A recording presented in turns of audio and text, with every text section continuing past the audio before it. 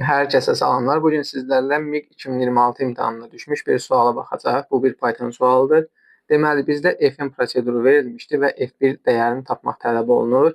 Fikir versək, biz burada 1 dəyərini yerinə qoyduqda f-in daxilinə giririk və yenidən fn plus 1, fn plus 3 qiymətlərini hesablamaq tələb olunur.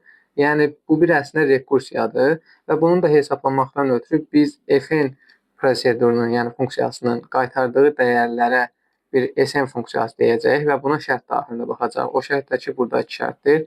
Vaxt keçməsin deyə əvvəlcədən yazmışam. Baxın, sn əgər n 5-dən böyük bərabər olduqda n-ə bərabər olur.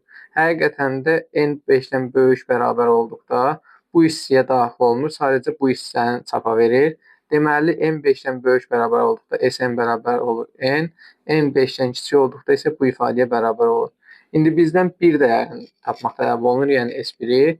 S1-i tapmaqdan ötürü biz bura müraciət edirik və 1 üzərinə gəlsin S2, S4 kimi bir ifadə alırıq. Lakin burada da S2 və S4-ü bilmirik deyə bunları da yenidən hesablamaq tələb olunur. Elə məsələ də buradadır ki, bu hissələr artıq bizdə rekursiya yaradır. S2-ni hesablamaqdan ötürü yenidən bura daxil oluruq. S3-də eyni qayda ilə belə bir ifadələr aldıq. Lakin burada yenidən S4-ü hesablamaq tələb olunur. S4-ü tapmaqdan ötürü yenidən burada daxil oluruq və belə bir ifadə alırıq.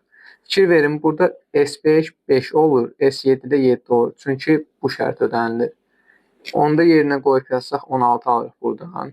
Daha sonra qalxırıq bir addım yuxarı. 3 üzərinə gəlsin S4-ün qiyməti 16, S6-nın qiyməti isə olur 6. Çünki S6 bu şərti ödəyir.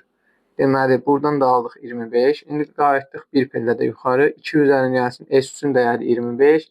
S5-in dəyəri yenə 5. Çünki bu şərt ödənilir.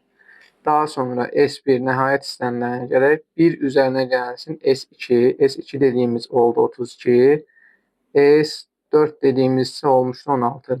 1 üzərinə gəl 32 üzərinə gəl 16 bərabərdir 49.